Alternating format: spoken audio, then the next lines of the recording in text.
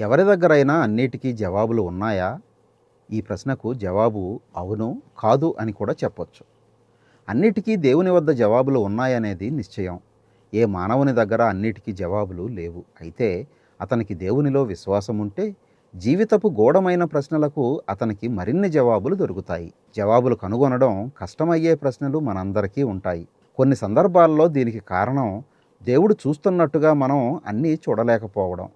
కొన్ని జవాబులు దొరకని ప్రశ్నలతో మనం జీవించడం తప్పదు.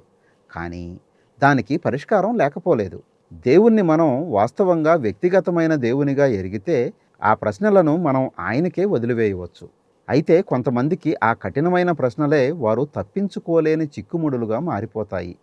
వారు ఆ ప్రశ్నలలో చిక్కుబడ్డారు. ఇతరుల విషయంలో ఆ ప్రశ్నలు వారిలో అన్వేషణను సృష్టించి వాటికి దేవుని పరిశుద్ధ వాక్యంలో ఆయనతో ఉన్న అనుబంధంలోని అసలైన జవాబుల వద్దకు వారిని నడిపిస్తాయి. ఆ ప్రశ్నలకు జవాబులు, అసలైన జవాబులు పొందడానికి మనం సరైన చోటికి వెళ్ళాలి.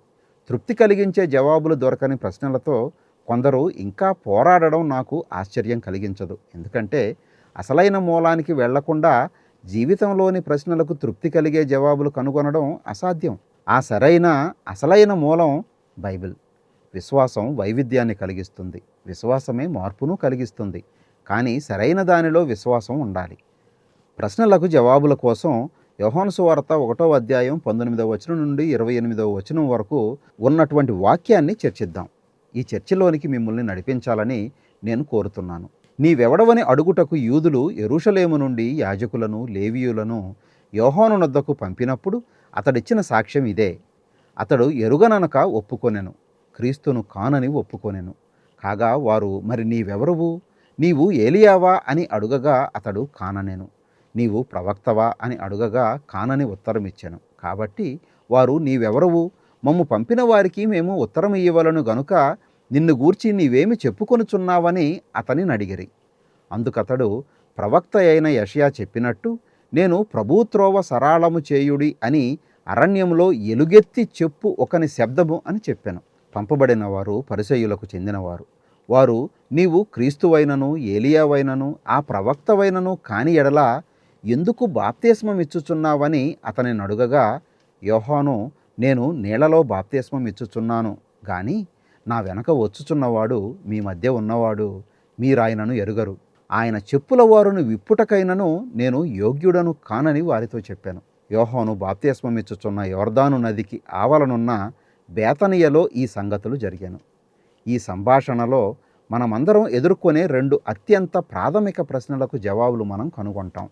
మొదటి ప్రశ్న గుర్తింపుకు సంబంధించిన ప్రశ్న. నీవెవడవు అని అడగడానికి వారు బాప్తిస్మమిచ్చు యోహాను దగ్గరకు వచ్చారు. తన గుర్తింపును చెప్పడానికి, తాను మెస్సియాను కాదని వారికి స్పష్టం చేయడానికి అతడు ఏమాత్రం సంకోచించలేదు. క్రీస్తు అనే పదం గ్రీకు భాషలో అభిషిక్తుడు అని అర్థమిచ్చే మెస్సియా అనే హీబ్రూ భాషా పదానికి సమాంతరమైనది. నేను మెస్సియాను కాను అని బాప్తిస్మమిచ్చు యోహాను చెప్పాడు. అప్పుడు, నీవు ఏలియావా అని వారు అతన్ని అడిగారు. గొప్పది, గుర్తించదగిన యెహోవా మహాదినం రాకముందు ఏలియా వస్తాడని మలాకి ప్రవచించాడు. కాబట్టి అతడు ఏలియానా అని వారు ప్రశ్నించారు. దానికతడు కాదు అని చెప్పాడు. నీవు ఆ ప్రవక్తవా అని వారు అడుగగా, ఏ ప్రవక్త? ద్వితీయోపదేశకాండం 18వ అధ్యాయం 15వ వచనంలో మోషే చెప్పిన ప్రవక్త అన్నమాట. తన వంటి ఒక ప్రవక్తను దేవుడు వారిలో లేవనెత్తుతాడని, వారందరూ ఆ ప్రవక్త మాట వినాలని మోషే వారితో చెప్పాడు. కాబట్టి నీవు ఆ ప్రవక్తవా అనే ప్రశ్న వారు వేశారు. నేను ఆ ప్రవక్తను కాను అని బాప్తిస్మమిచ్చు యోహాను తన గుర్తింపును చెప్పాడు. అందుకు వారు, మరి నీవెవరవు అని ప్రశ్నించారు. దానికి జవాబిస్తూ, ప్రభువు త్రోవ సరళము చేయుడి అని అరణ్యంలో ఎలుగెత్తి చెప్పు ఒకని శబ్దమును అని యెషయా ప్రవచనంలోని మాటను ఎత్తి చెప్పాడు. బాప్తిస్మమిచ్చు యోహానుకు ఒక ప్రత్యేక స్థానం ఉందని ఈ సంభాషణ నుండి మనం వెంటనే నేర్చుకుంటాం. అతడు మెస్సియా కోసం మార్గం సిద్ధపరిచే స్వరం. కానీ నేను మిమ్మల్ని ఒక ప్రశ్న అడగక తప్పదు. మీరు ఎవరు? మీ స్థానం ఏమిటి? మీకు ఒక స్థానం ఉందని నేను నమ్ముతున్నాను. అదేమిటో మీరు కనుగొన్నారా? ఏమి చేయాలని దేవుడు కోరుతున్నాడో మీరు దానినే చేస్తున్నారా? మీరెవరు అని నేను మిమ్మల్ని అడిగితే మీరేమి జవాబిస్తారు? తన జవాబులో యోహాను స్పష్టం చేశాడు. ప్రభువు త్రోవ సరళము చేయుడి అని అరణ్యములో ఎలుగెత్తి చెప్పు ఒకని శబ్దమును అని అతడు చెప్పాడు. అది చాలా గౌరవప్రదమైన పని. కాబట్టి మొదటి ప్రశ్న గుర్తింపును గూర్చి, దానికి స్పష్టమైన జవాబు ఇచ్చాడు. రెండవ ప్రశ్న వివరణ ప్రశ్న. నీవు క్రీస్తువైనను ఏలియావైనను ఆ ప్రవక్తవైనను కాని ఎడల ఎందుకు బాప్తిస్మం ఇచ్చుచున్నావు అని వారు అతనిని అడిగారు. యోహాను వారికి వివరణ ఇచ్చాడు. నేను నీళ్లలో బాప్తిస్మం ఇచ్చుచున్నాను అని అన్నాడు. అది నిజమే. యోహాను బాప్తిస్మాన్ని గూర్చి వివరణ ఉన్న కొత్త నిబంధనలోని ఇతర వాక్య భాగాలను మనం చూచినప్పుడు మారు మనస్సు నిమిత్తమై నేను మీకు నీళ్లలో బాప్తిస్మం ఇచ్చుచున్నాను అని అతడు చెప్పాడని మనం నేర్చుకుంటాం. కాబట్టి యోహాను ఇచ్చిన నీటి బాప్తిస్మం మారు మనస్సుకు ఒక గుర్తు. కానీ నాకంటే గొప్పవాడు నా వెనక వస్తున్నాడు. నిజానికి ఆయన మీ మధ్యనే ఉన్నాడు. మీరాయనను ఎరుగరు. ఆయన వచ్చినప్పుడు ఆయన చెప్పుల వారు కూడా నేను విప్పలేను. అది విప్పడానికి కూడా నేను యోగ్యుణ్ణి కాదు. ఆయన నాకంటే చాలా గొప్పవాడు కాబట్టి ఆయన చెప్పుల వారు విప్పడానికి కూడా నేను యోగ్యుడనని భావించను అని అతడన్నాడు. ఇప్పుడు మీకు ఒక ప్రశ్న. మీరు చేస్తున్నదాన్ని మీరెందుకు చేస్తున్నారు? ఆ ప్రశ్నకు మీరు జవాబు ఇవ్వగలరా? మెస్సయ్యతో ఒక నిర్దిష్టమైన సంబంధం ఉండడం వలన తన పిలుపును అతడు నెరవేర్చుతున్నందున బాప్తిస్మం ఇచ్చు యోహాను దానికి సరైన జవాబు చెప్పాడు. మెస్సయ్యతో మీకున్న అనుబంధం ఎలాంటిది? మీరు చేస్తున్న పని చేయడానికి కారణం ఏమిటి? మీరు నాకు ఏమని జవాబిస్తారు?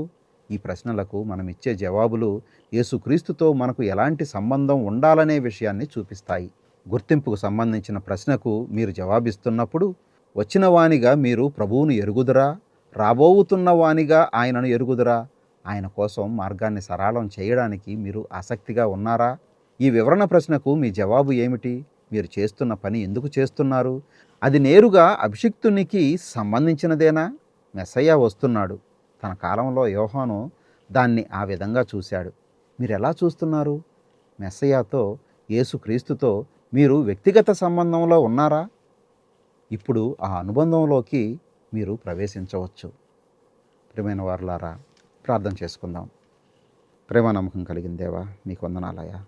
అనేక ప్రశ్నలు మాకున్నాయి, కానీ వాటికి సమాధానం మీ దగ్గర ఉంది అన్నటువంటి విషయాన్ని స్పష్టం చేసినందుకు వందనాలు చెల్లిస్తూ, మీ మీద ఆనుకొని మీకోసం బ్రతకగలగడానికి సరైనటువంటి ఐడెంటిటీ కలిగి మేమేం చేస్తున్నామో సరైన విధానంలో గుర్తెరిగి దాన్ని మీకోసం చేయగలగడానికి సహాయం చేసి మహిమ పొందుకోవడమని చిన్న ప్రార్థన యేసు నామములో అడిగి వేడుకొంచున్నాను పరమ తండ్రి.